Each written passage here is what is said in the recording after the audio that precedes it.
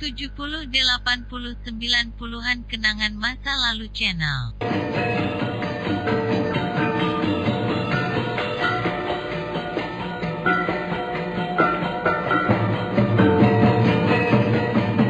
Dalam seri ke-275 ini, didukung oleh para pemain, Iwan De Arta sebagai Wupin, Ferry Fadli sebagai Arya Kamandanu, Ivona Rose sebagai Sakawuni, Harry Stiono sebagai Diah Sanggrama Wijaya, Idris Apandi sebagai Ramapati, Rusli sebagai Rangga Lawe, Nusri Nurdin sebagai Lembu Sora, Edos sebagai prajurit Tartar, dan Asdi Suhastra pembawa cerita. Selamat menikmati.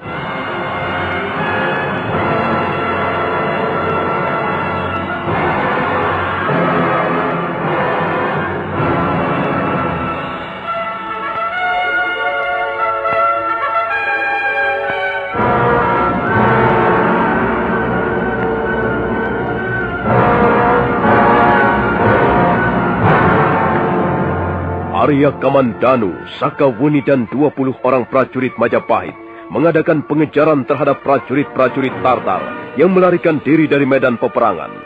Mereka terus mengejar sampai ke tepian Sungai Brantas. Mereka berkuda menyusuri tepian sungai. Dan ketika mereka tiba di suatu tempat, mendadak ada beberapa puluh prajurit-prajurit Tartar hendak menyergap mereka. Pimpinan prajurit Tartar itu adalah seorang perwira muda yang bernama Wupin. Perwira Wupin terus melangkah mendekati Arya Kamandanu yang berdiri di tengah sebongkah batu padas yang cukup besar.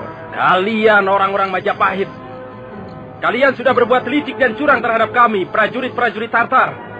Sekarang kalian harus menebus kecurangan kalian dengan nyawa kalian semuanya. Kalianlah yang harus menebus kesalahan kalian dengan datang ke tanah Jawa ini.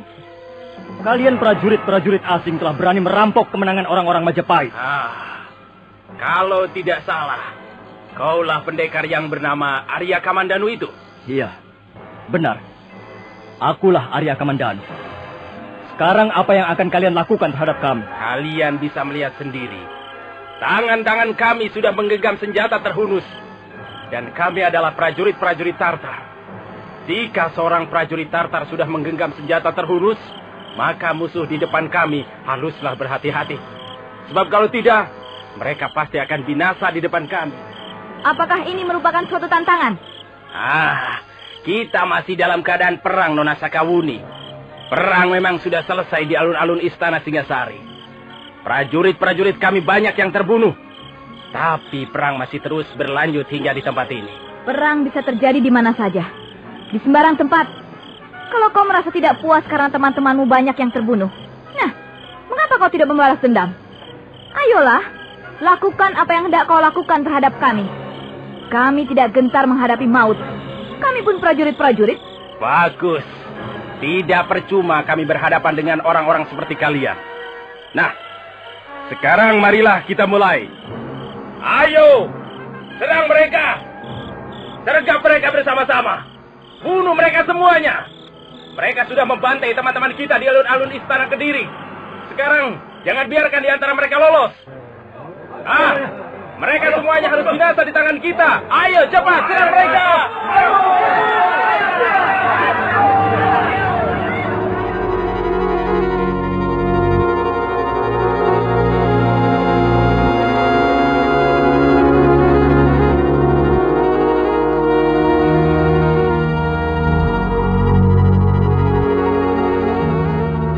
Suasana di sekitar tepian Sungai Brantas malam itu seketika menjadi hingar-bingar. Suasana menjadi gaduh riuh oleh bunyi orang-orang berkelahi. Tapi prajurit-prajurit Tartar benar-benar prajurit-prajurit yang tangguh dan berani. Dalam perang terbuka, mereka benar-benar tentara yang jempolan. Prajurit-prajurit Majapahit dalam waktu yang tidak terlalu lama sudah berhasil dirobohkan. Arya Kamandanu dan Sakawuni menjadi geram. Arya Kamandanu segera mencabut pedang naga puspa, kemudian mengamuk bagaikan banteng terluka.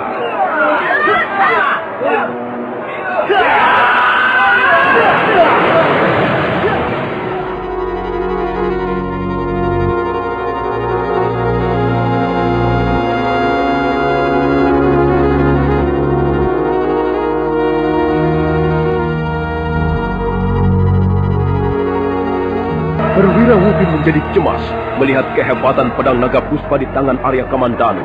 Dan kecemasan itu semakin bertambah besar. Demikian perwira muda itu melihat Sakawuni mulai mengeluarkan jurus-jurus andalannya. Jurus angin lengan 1000. Luar biasa ilmu orang ini. Orang-orang tanah Jawa ini banyak yang berilmu tinggi.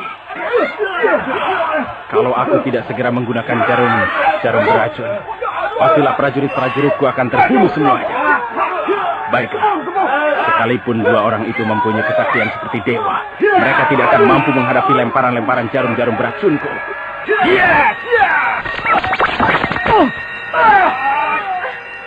Kamandano, ada apa denganmu, Kamandano?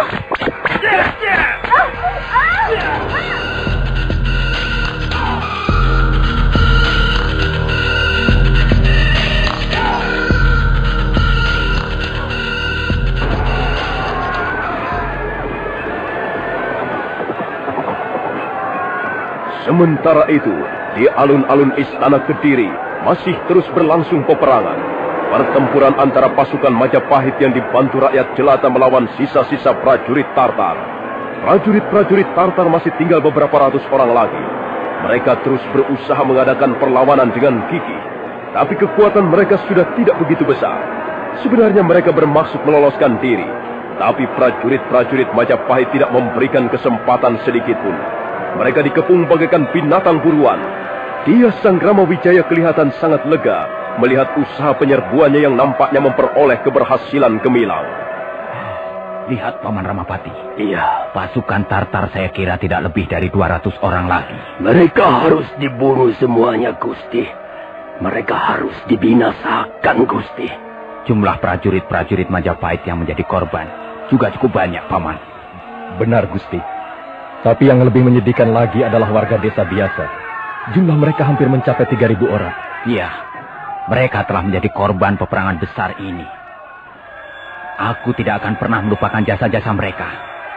Kelak, kalau Majapahit akhirnya akan berdiri menjadi kerajaan di tanah Jawa ini, sanak keluarga mereka yang menjadi korban perang harus mendapatkan perhatian dan penghargaan.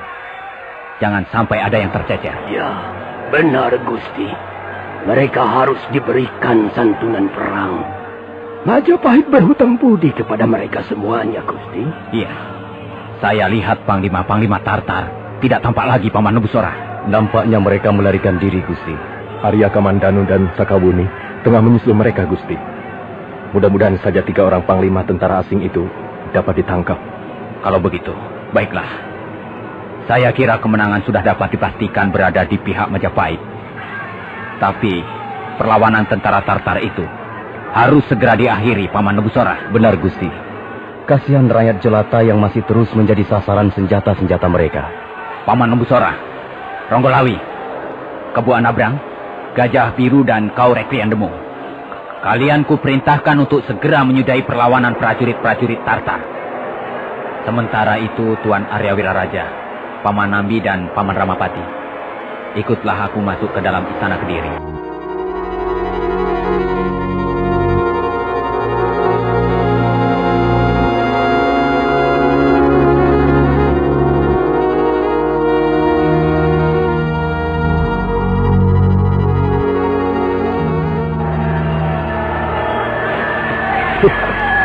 Orang-orang yang bertangan bersih, banyak laga, tapi tidak becus bekerja.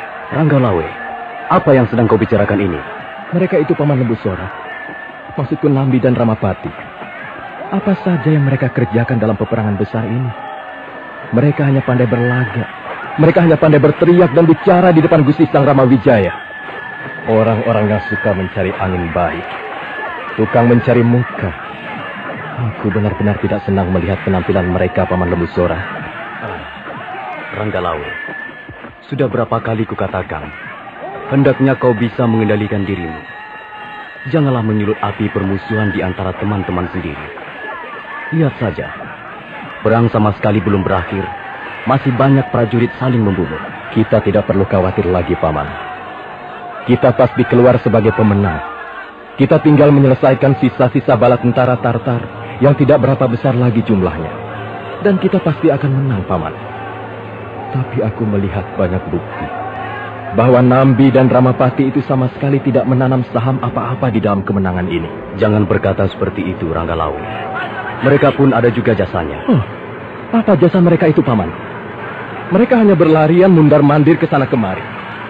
Tangan-tangan mereka tetap bersih. Sementara tangan-tangan kita semuanya kotor oleh darah musuh. Kebo Anabrang, Gajah Biru, Rekirian Demung ataupun Drakoda masih jauh lebih berjasa dibanding dua orang itu. Mereka tidak segan-segan mengorbankan nyawa mereka demi kemenangan Majapahit. Mereka tidak sungkan-sungkan membabatkan pedangnya ataupun menyabetkan kerisnya untuk mengakhiri perlawanan musuh. Tapi apa yang mereka kerjakan berdua itu? Aku sungguh-sungguh tidak mengerti, Paman Lembu Sora. Mengapa orang seperti Ramapati dan Nambi justru mendapat tempat yang terhormat di sebelah Gusti Sangkomong Wijaya? Dengar, Ranggalawe, kau jangan silau oleh jasa. Kalau toh Majapahit memenangkan peperangan ini, sama sekali bukan hanya karena jasa-jasa kita. Kita semua ikut berjasa. Nambi ataupun Ramapati juga banyak membantu.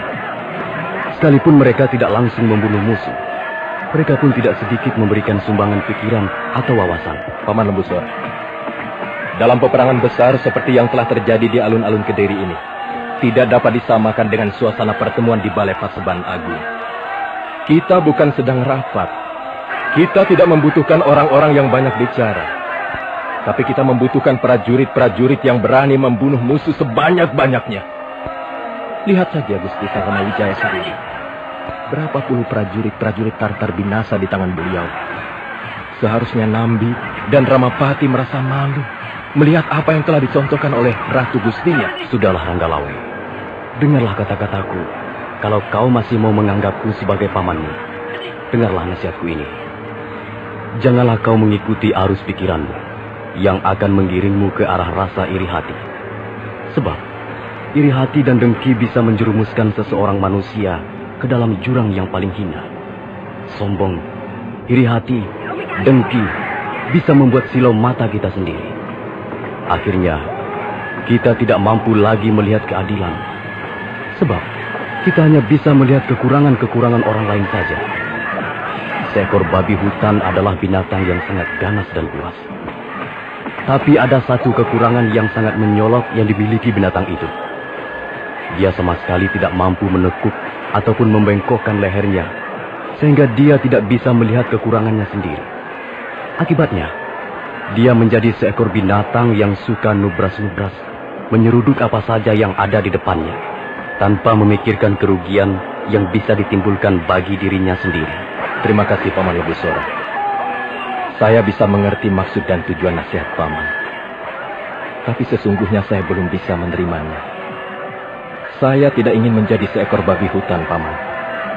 Saya adalah Ranggalawe. Dan saya kira saya bisa berpikir dengan sehat. Saya masih bisa memisah-misahkan mana yang adil dan mana yang batil. Dan sampai saat ini saya memang belum bisa melihat sesuatu yang berguna yang pernah dikerjakan dua orang itu, Paman, Nambi dan Ramapati. Mereka berdua itu benar-benar membuatku menjadi muak. Sudahlah, Ranggalawe. Untuk sementara ini, simpan dulu rasa tidak puasmu. Barangkali hal itu nanti bisa kita bicarakan secara lebih mendalam. Sekarang marilah kita kerjakan perintah Gusti Sanggramawijaya. Sisa-sisa kekuatan prajurit Tartar itu nampaknya masih terus berusaha mengadakan perlawanan. Mari kita bereskan mereka. Selesai berkata, Lembu Sora segera melompat sambil mengayunkan pedangnya. Dua orang prajurit Tartar seketika roboh bersimbah darah. Demikian pula Ranggalawe, pendekar tangguh dari Tuban itu, tidak mau ketinggalan. Dia ikut mengamuk di alun-alun istana Kediri. Puluhan prajurit Tartar roboh tertikam oleh keris Megalamat ataupun terkena pukulannya yang dahsyat.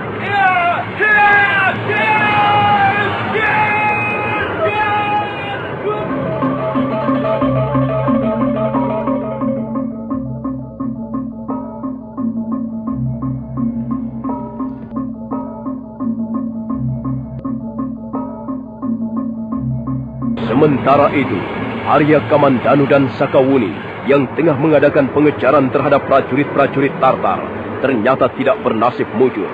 Mereka berdua lengah. Perwira Wupin berhasil menyarangkan jarum-jarum rahasia yang mengandung racun ke dalam tubuh mereka. Seketika Arya Kamandanu dan Sakawuni roboh tak berdaya. Dan pada saat itu, 2 orang prajurit Tartar memburu mereka. Mereka bermaksud membunuh Arya Kamandanu dan Sakawuni dengan pedang mereka yang berukuran besar.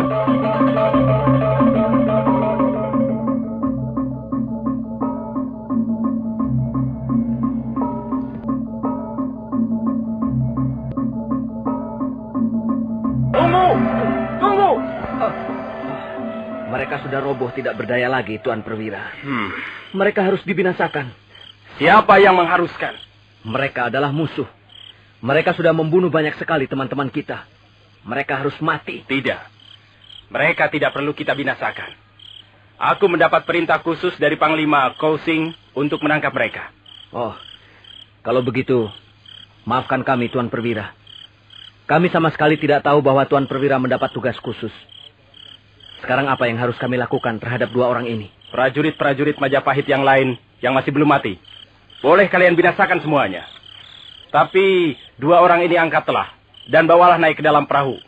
Panglima Kousing ingin bicara dengan mereka. Baik, Tuan Perwira. Kami siap menjalankan perintah.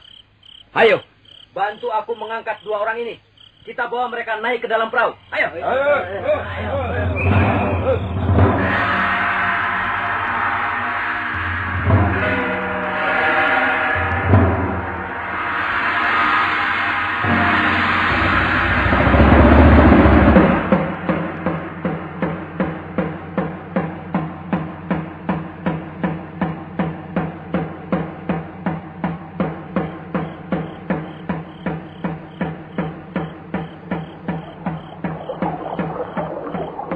Tuan Panglima Kousing, tugas sudah saya laksanakan. Jarum-jarum beracun yang saya lemparkan itu memang keras, tapi tidak membunuh. Nah, lihat Tuan Panglima. Rupanya orang yang bernama Arya Kamandanu itu sudah mulai sadar diri.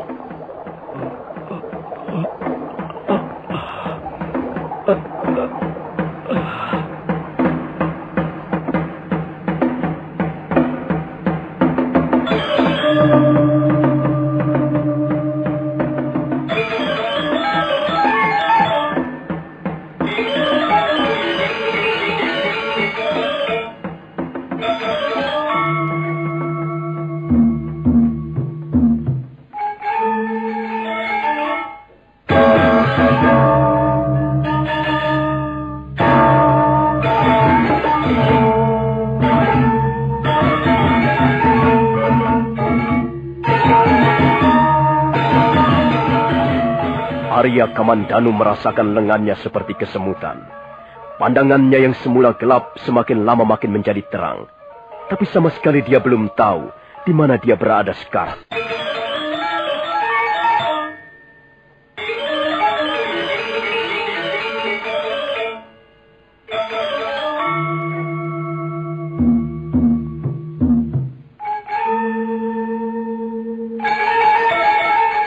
Nah, saudara pendengar, bagaimanakah kisah selanjutnya? Apakah yang akan dilakukan Panglima Kousing terhadap Arya Kamandanu dan Sakawuni?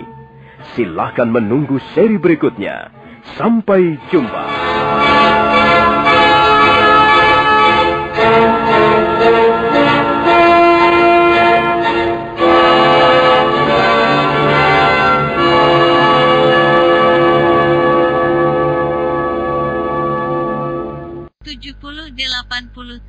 Puluhan kenangan masa lalu channel.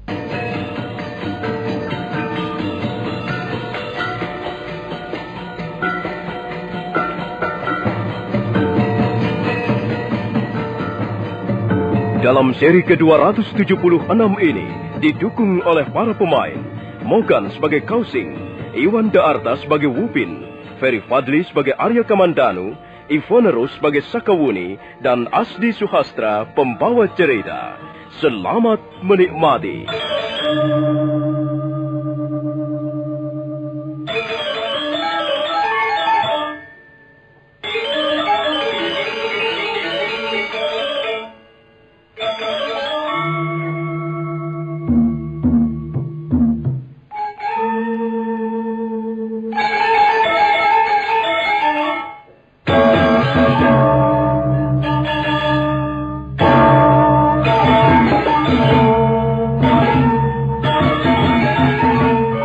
Arya Kamandanu dan Sakawuni ketika tengah mengadakan pertarungan melawan bala tentara Tartar yang dipimpin oleh perwira Wupin lengah. Mereka berdua roboh terkena serangan jarum-jarum beracun yang dilemparkan perwira Wupin. Perwira Wupin segera memerintahkan agar mereka berdua segera dibawa naik ke atas perahu. Arya Kamandanu dan Sakawuni masih dalam keadaan tidak sadarkan diri. Apakah jarum-jarum beracun yang kau lemparkan tidak berbahaya, perwira Wupin? Tidak, Tuan Panglima. Jarum-jarum rahasia beracun itu tidak membunuh. Sebentar lagi mereka akan sadarkan diri. Mereka adalah pendekar-pendekar yang tangguh dan berani. Aku sama sekali tidak menduga bahwa di negeri yang bernama Tanah Jawa ini banyak sekali pendekar-pendekar tangguh dan berani. Mereka ini adalah musuh-musuh kita, Tuan Panglima. Mengapa mereka tidak kita binasakan saja? Ada yang ingin kubicarakan dengan orang yang bernama Arya Kamandanu ini. Kau tidak perlu ikut campur dalam urusanku, perwira Wupin. Maafkan saya, Tuan Panglima. Apa yang akan kubicarakan dengan orang ini sama sekali tidak ada sangkut pautnya dengan perang yang baru saja terjadi. Kami akan membicarakan soal yang lain. Lihat, Tuan Panglima. Nampaknya orang yang bernama Arya Kamandanu itu sudah sadarkan dirinya kembali. Lihat, tubuhnya mulai bergerak-gerak.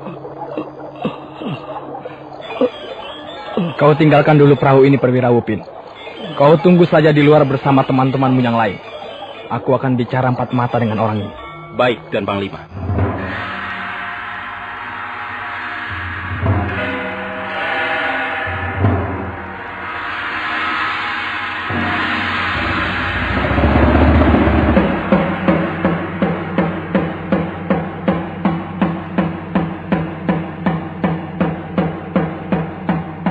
Arya Kamandanu merasakan lengannya seperti kesemutan, dan di bagian rusuknya terasa kaku. Semula dia tidak bisa melihat apa-apa. Pandangannya gelap, tapi lama-kelamaan pandangannya sedikit demi sedikit berubah menjadi terang. Kemudian setelah matanya kembali pulih seperti sedia kala, dia dapat melihat sesosok tubuh seorang laki-laki yang berdiri membelakanginya. Sebuah cahaya pelita bergantung pada dinding perahu. Sinar pelita yang tergoyang-goyang oleh angin malam itu membuat bayangan laki-laki seperti bukan manusia sewajarnya, melainkan sesosok bayangan dari balik kehidupan yang lain. Tiba-tiba Arya Kamandanu terkejut sekali. Pedang naga puspa tidak ada lagi di pinggangnya. Tuan tidak usah khawatir. Bukankah Tuan mencari pedang ini? Siapakah Tuan? Hati-hati, Tuan. Hati-hati dengan senjata itu. Senjata itu sangat berbahaya. Saya adalah Panglima Kausi. Saya adalah salah satu di antara 3 pimpinan pasukan tentara Tartar yang datang ke Tanah Jawa ini.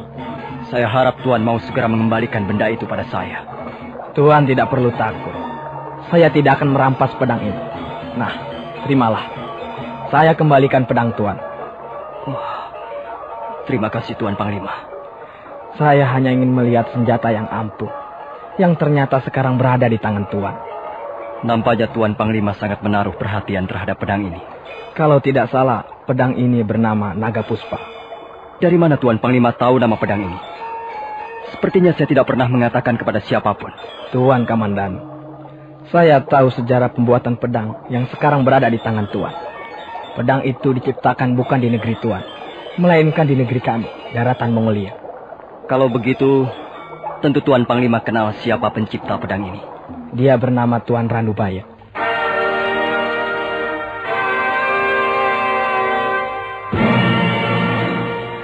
Guru. Iya, memang benar. Pedang Naga Puspa ini adalah ciptaan guru saya, Tuan Panglima. Jadi Tuan Ranubaya adalah guru Tuan? Benar, Tuan Panglima. Paman Ranubaya adalah guru pribadi saya. Saya banyak belajar tentang bermacam-macam hal dari beliau. Tapi nasib telah memisahkan saya dengan beliau. Barangkali Tuan Panglima dapat memberikan sedikit keterangan mengenai keadaan beliau sekarang ini. Saya menyesal sekali, Tuan Kamandanu. Saya sudah berusaha, tapi saya telah gagal. Saya tidak bisa menyelamatkan jiwa Tuan Ranubaya dari Algujo. Maksud Tuan Panglima? Setelah membuat pedang Naga Puspa, Tuan Ranubaya berusaha melarikan diri dari istana dengan dibantu oleh 2 orang pendekar bangsa kami. Tapi Tuan Ranubaya terluka, sehingga beliau tertangkap kembali. Kaisar kami tidak dapat memberikan pengampunan. Hal itu karena Kaisar didesak oleh orang-orang di sekeliling beliau. Tuan Ranubaya digiring ke tempat Alguj.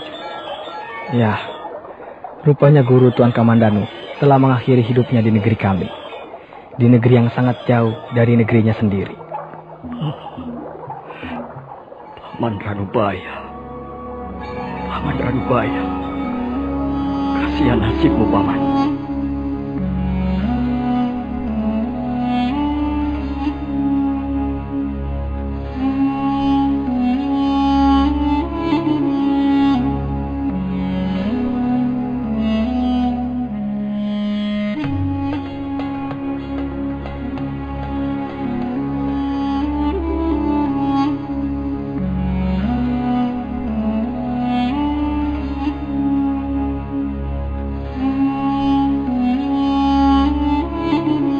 Jadi Tuan Kamandanu memperoleh pedang naga puspa ini dari pendekar Lu.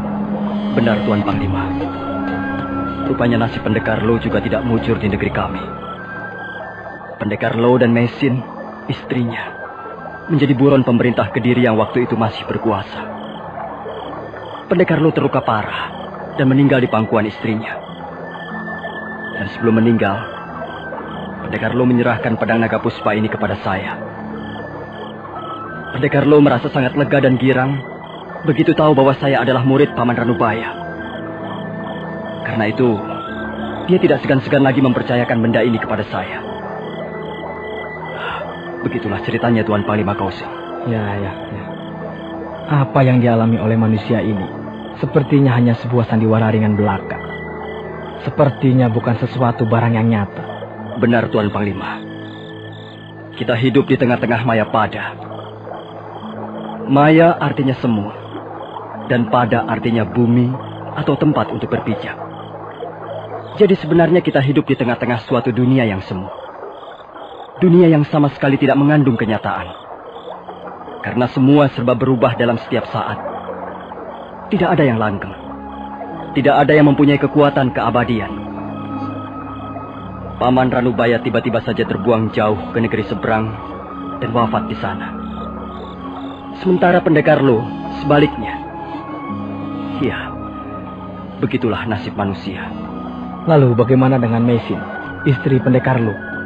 Apakah Tuan Kamandanu tidak tahu bagaimana nasibnya sekarang? Arya Kamandanu kemudian menceritakan segala peristiwa yang menyangkut Mesin dan dirinya sendiri. Panglima Kausing mendengarkan dengan penuh perhatian. Setelah Arya Kamandanu selesai berkisah, suasana menjadi sangat hening. Sungguh malang nasib istri pendekar Lo. Dia harus menjadi buron di negerinya sendiri. Dan setelah berada di negeri orang, dia terpaksa berpisah dengan suaminya tercinta. Saya menyesal sekali Tuan Panglima. Saya sudah berusaha. Tapi rupanya saya telah gagal mengangkat Mesin dari lembah penderitaan. Bahkan sekarang ini, saya pun tidak tahu di mana dia berada. Saya benar-benar menyesal. Tapi saya belum menyerah sampai di sini Tuan Panglima. Suatu saat saya akan mencarinya. Saya akan terus mencarinya. Sampai kapanpun, saya akan terus mencarinya. Tuan Kamandanu tidak perlu menyesal. Tuan telah berbuat banyak untuk menolong salah seorang rakyat kami yang terlantar di negeri Tuan. Tuan sungguh seorang pendekar yang berbudi luhur. Saya sangat mengagumi Tuan. Tuan Panglima jangan terlalu memuji-muji saya. Saya hanya melakukan apa yang saya bisa. Saya tidak memuji Tuan. Memang sesungguhnya lah, Tuan adalah seorang pendekar yang berbudi mulia. Nah, Tuan Kamandanu, rupanya teman Tuan juga sudah mulai sadarkan diri. Wuni? Sakawuni? Kamandanu. Di mana kita sekarang, Kamandanu? Kita berada di dalam perahu milik Tuan Panglima Kausing. Jadi kita telah tertangkap oleh musuh? Tidak, Nona. Nona keliru. Perang sudah selesai. Bala tentara kami sudah dikalahkan. Sekarang kita berada di tempat ini, tidak sebagai dua pihak yang bermusuhan. Tapi saya ingin agar kita bisa berhubungan secara lebih manusiawi. Saya ingin berbicara sebagai pribadi-pribadi, bukan lagi sebagai dua buah paham yang bertentangan. Baru saja kami, saya dan Tuan Kamandanu, bertukar pikiran tentang berbagai macam hal. Ternyata kami bisa saling memperoleh titik temu. Nona tidak perlu khawatir. Benar, Sakawuni. Panglima Kausing ternyata adalah seorang panglima perang yang cukup bijaksana. Beliau mempunyai pandangan yang sangat luas. Di tengah medan peperangan, beliau bisa bertindak sebagai seorang prajurit yang gagah berani dan tidak segan-segan memancung kepala musuh. Tapi di luar peperangan, beliau adalah pengawak praja yang pantas dihormati karena keluhuran budinya. Tuan Kamandanu terlalu berlebihan menilai pribadi saya. Saya justru banyak belajar dari kemurahan hati dan kemuliaan jiwa Tuan. Atas nama bangsa Mongolia, saya mengucapkan terima kasih atas sikap dan pertolongan Tuan terhadap salah seorang warga kami yang hidup terlantar. Terima kasih atas pernyataan yang tulus dan sikap Tuan Panglima Kausing yang terbuka. Baiklah, saya kira sudah cukup. Saya tidak bisa lama-lama tinggal di tempat ini, Tuan Kamandanu. Saya harus segera bergabung dengan teman-teman saya di Pantai Tuban. Barangkali besok kami sudah akan bertolak kembali ke negeri Mongolia. Sekali lagi terima kasih atas sikap Tuan dan ketulusan hati Tuan terhadap kami. Selamat jalan Tuan Panglima Kausing. Mudah-mudahan setelah Majapahit menjadi sebuah kerajaan nantinya, Tuan dan Nona dapat menjadi pemimpin yang baik yang dicintai oleh rakyat. Mereka kemudian bersalam-salaman. Arya Kamandanu dan Sakawuni kemudian meloncat ke tepian sungai. Sementara Panglima Kausing menyuruh perwira Wupin mengumpulkan anak buahnya. Arya Kamandanu dan Sakawuni berdiri di pinggiran sungai, melihat perahu jung berwarna keemasan dan berhiaskan lambang kebudayaan bangsa Mongol itu bergerak perlahan-lahan meninggalkan tepian sungai. Panglima Kausing melampaikan tangannya. Arya Kamandanu dan Sakawuni membalas melampaikan tangannya dengan penuh rasa keharuan.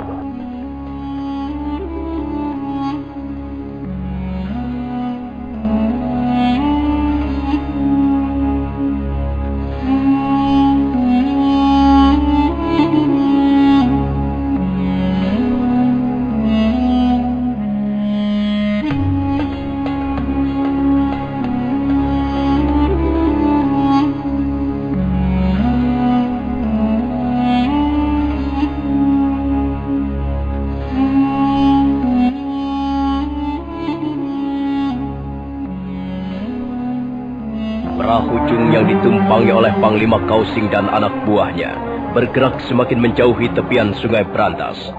Perahu penuh hiasan warna-warni dan di bagian depannya dibentuk seperti kepala sebuah naga itu terguncang-guncang oleh riak air sungai. Cahaya pelita yang terpanjang di bagian belakang geladak semakin lama semakin mengecil. Arya Kamandanu dan Sakawuni terus memandangi perahu jung hingga lenyap di kelokan sungai.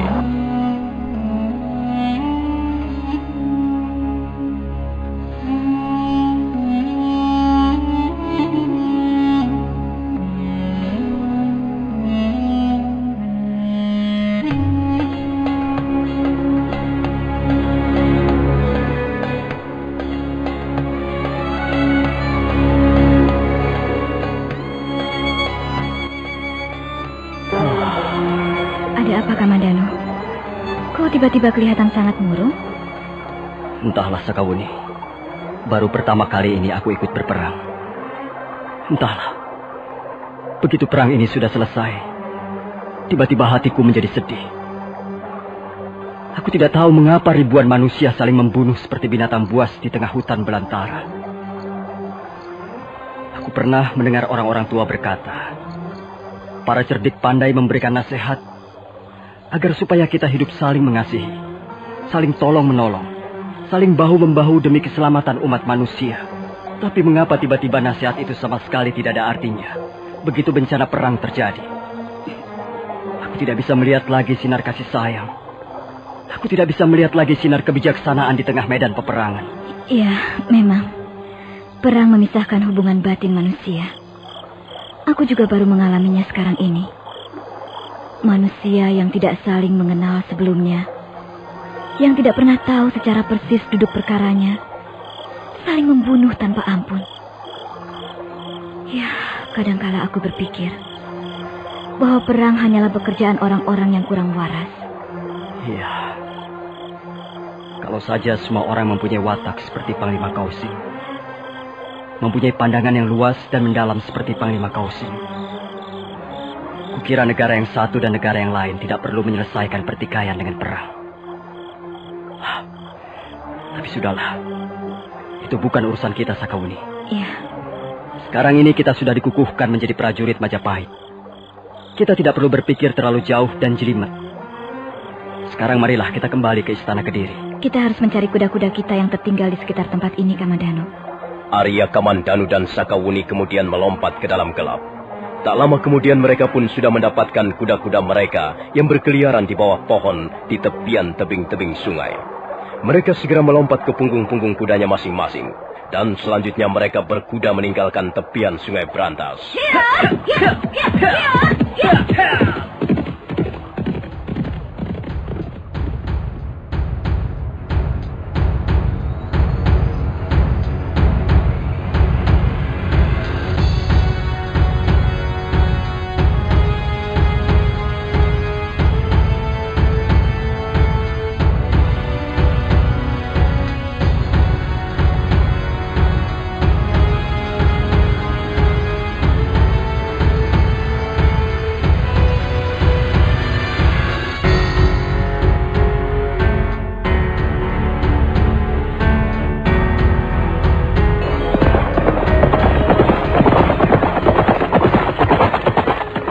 Setelah beberapa saat lamanya terguncang-guncang di atas punggung kuda, Arya Kamandanu dan Sakawuni segera tiba di alun-alun Istana Kediri. Nampaknya perang sudah selesai. Mayat berkelimpangan di sana-sini. Arya Kamandanu dan Sakawuni melompat dari punggung kudanya masing-masing. Dan mereka melihat fajar mulai menyingsing di ufuk timur.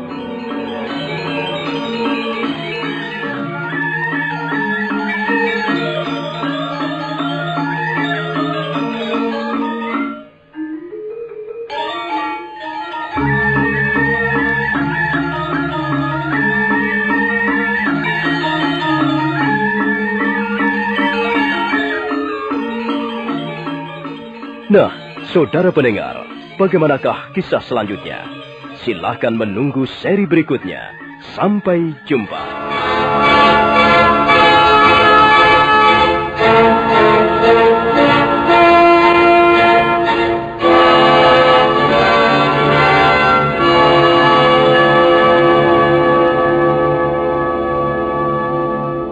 Tujuh puluh 80 90-an Kenangan Masa Lalu Channel.